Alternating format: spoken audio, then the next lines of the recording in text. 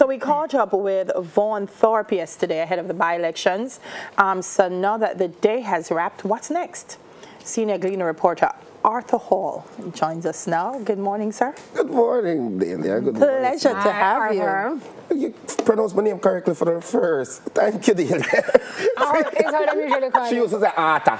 But that's what we call you off camera. Oh, all right, so You know, I pronounce his name the way his personality is, very coarse and rough. So whatever, Arthur. There's been so much happening in Southeast St. Mary. Yeah. I want to clarify that first of all, because three by-elections, but Southeast St. Mary almost felt like this was a general election. What's so important about that constituency? A couple of things. South St. Andrew and Southwest St. Andrew, there was no secrets of how those would go. Right. Southeast St. Mary, it was once a green seat. It was Alvaro Ross held it for steaming forever and ever. And then Harry Douglas took it from in 1989. The PNP held it until 2011 when Tan Peralta won it. Then Dr. Green took it back and has held it since Tan Peralta won it in 2007 actually. So it has been an important seat. The balance of power in Parliament is what was most key. With 32-31 going into this election, a victory for the JLP, as it happened now, gives Andrew 33 seats. So he now has 3 seats in Parliament. So all the MP them, would they think them bad? Andrew bad I know. Because Andrew now has the room where he can reshuffle his cabinet if he so desires. Make the changes he wants to make. This has given him breathing space. So that was why it was so key for both parties. Okay. Let me ask you about the other 2 constituencies outside of South East St. Mary where elections were held. If you look in those constituencies, there's a lot of lamenting about the state of the constituencies, what's happening with development, employment for the people. Takes us to the issue of accountability that we said we were going to talk about this morning. How is it that you keep re-electing representatives from the party who seem not to be, or is it that we just don't know, doing anything for the community? That's just it. You see, you can't look at the physical infrastructure in South St. Andrew and say that's the be-all and end-all.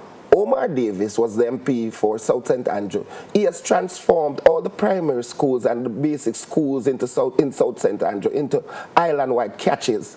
Iris Kelly is now as sought after. I see people now we see people advertising for VAS prep and other prep schools are advertising for students. Iris Kelly is refusing students in the heart a jungle. So Omar Davis' focus has been on educational shifts.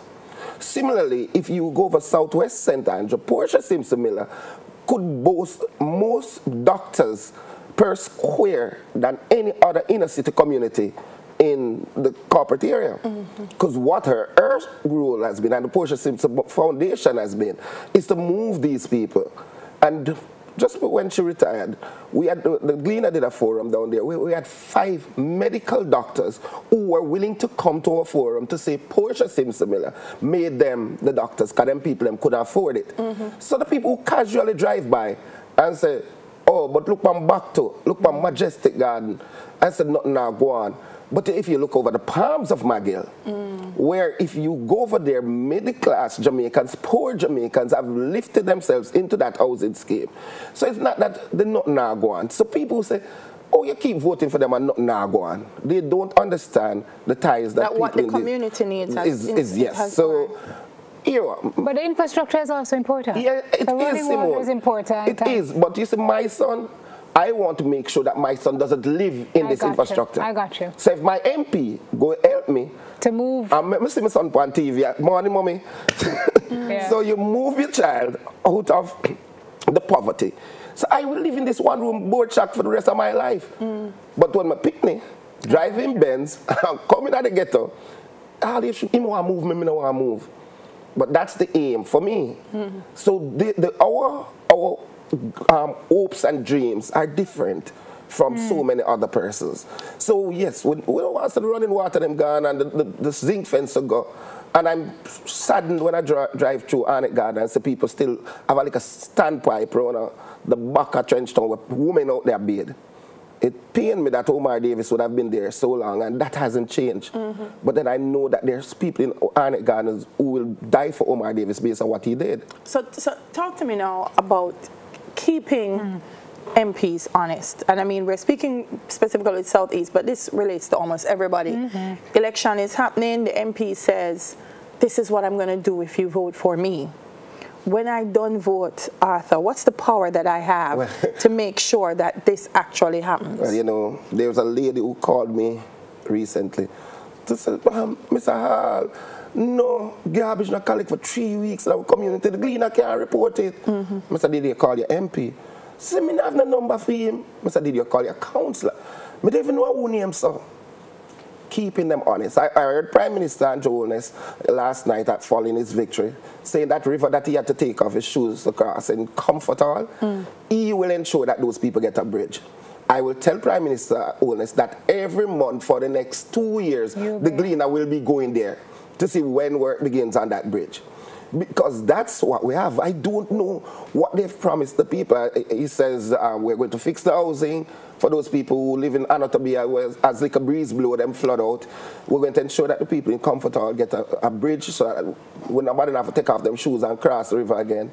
I don't know that these people in St. Mary are going to even know where to find Dr. Dunn after the election is done. But that's one of the key issues that you hear a lot of the constituents raise. So I heard people up to the elections yesterday saying there have been some demonstrations about roads in communities in the West, and people are saying, you know, we only see the MP did come and say he was going to do it, and no, we can't go to school, and we picnic can't go to school, because as we vote you inside, you're gone. Well, so whose responsibility is it to keep them honest? I hear you say the constituents, but media, have we given them a blind? Possibly, because the news cycle is of such that it moves so rapidly, we sometimes allow them to get away with making these promises to the people. And that is why.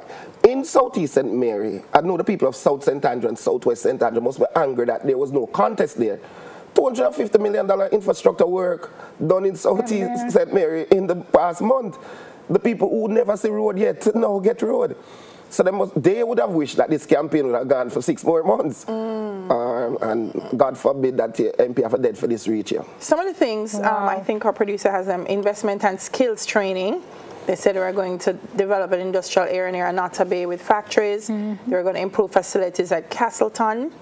They were going to encourage investors to open factories and IT facilities, rehabilitate roads and bridges, increase production of cotton, cola nuts, plant and farming, sports, culture. It's a long list. Do you find, Arthur, that sometimes in the effort to get the vote, overpromise? Yes, we overpromise. Like we said, we're going to do a million things, and then when election come around and people say, but you did say a million. You say, yeah, but vote for me again so me can finish. It's not unique to Jamaica, you know. It's not unique to Jamaica. Prime Minister Holness in the lead up to this election promised a referendum on Buggery, fixed election date, 90-day scorecard for his ministers that would be made public. I mean, these are all issues that we have raised with the Prime Minister. What has he delivered on? And the Prime Minister said, oh, we're caught up in fixing the economy now. But those are still on my agenda, you know, but right now, we have to deal with the economy. Are job descriptions ready yet? The last time we spoke, I spoke to the Prime Minister last time. He said, don't have the job description given to them yet. But the ministers know what I want from them. What the PM promised us publicly in the lead up to the election was job description for the ministers, what they have to deliver in 90 days and what they have to deliver in 2 years. We're in 18, 19 months of the administration, and we have not seen that. But then Donald Trump promised America a wall. Yes, yeah, but this is the problem I have, Arthur. I'm going to tell you the problem I have. Sorry, Sim. Yes. I believe that we are Jamaica. Yes, apples and oranges. And I believe that we have to decide that this is our country and this is how we want governance to be. I don't think that we should say, why? So it stay here. So it stay here and so it stay there. And not only there. We are Jamaica and we can decide that this is not how we want our country to be. The foreign media are reporting on what Donald Trump said he was going to do and has not done. And they're on his heels every day, with the exception of a particular network who, if you watch them, you would never know that in anything. But the local media has been, you know, I mean, the Press Association of Jamaica, led by the one, Dan Jackson Miller, has been on the case of the Prime Minister to a periodic briefing of the nation. And almost every one of those briefings so far, every sit-down that I have had with the Prime Minister, because he allows a media day where he allows one-on-one interviews, the laundry list of what he promised Prime Minister has come up. But then part of it is the reality of the situation. The reality is we have an economy that is still borderline. We have a crime situation that's frightening.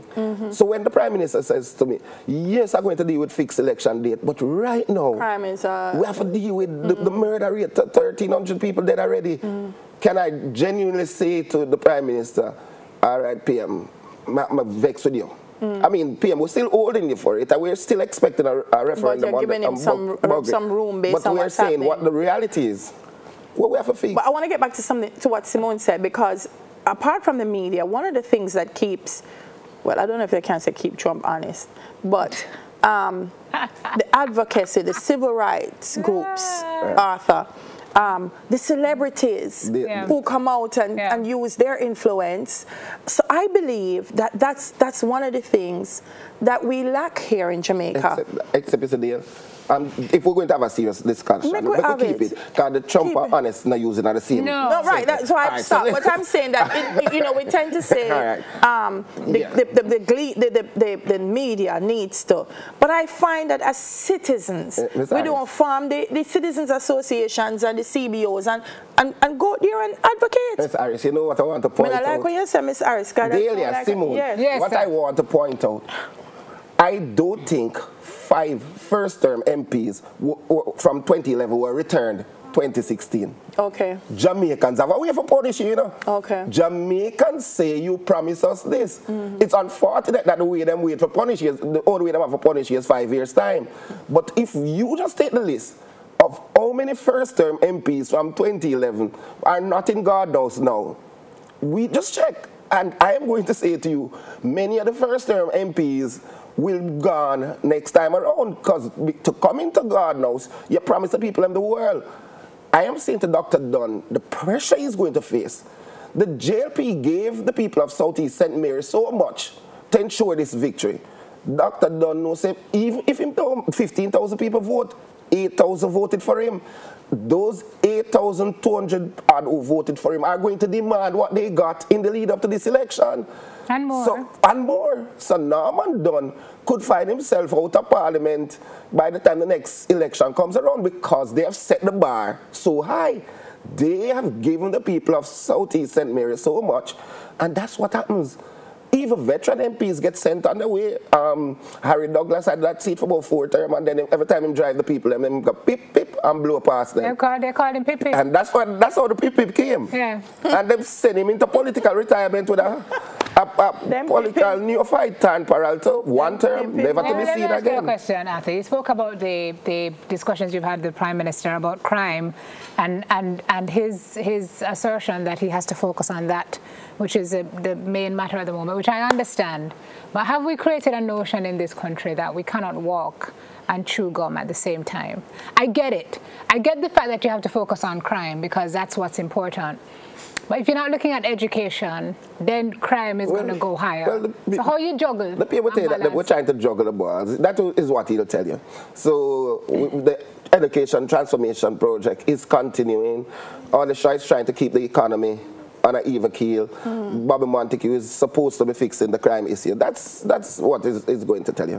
So it's a juggling act. Arthur, I wish you could have come every Tuesday and make us sit down and talk about some more things. We should start a series here called Keeping Them Honest. For true. Yeah. If we don't do it here, you guys need to do it. I tell you, the leader newsroom will check. Yeah, and you have a wonderful newsroom around there. Yes, Keeping Them Honest. And team. All right. Started. Nick is trying to keep us on time. Okay. So we have to go. But thank you very much, Arthur. You know what, I don't want to leave. You know more go a long time. Too untrue. Stamping ground. Unique break We're Unique. going to take a break, but just to let you know that the TVJ Duppy broke off auto glasses when him a walk come up that time don't have it on. Him say him come in and the glasses angle just pop off.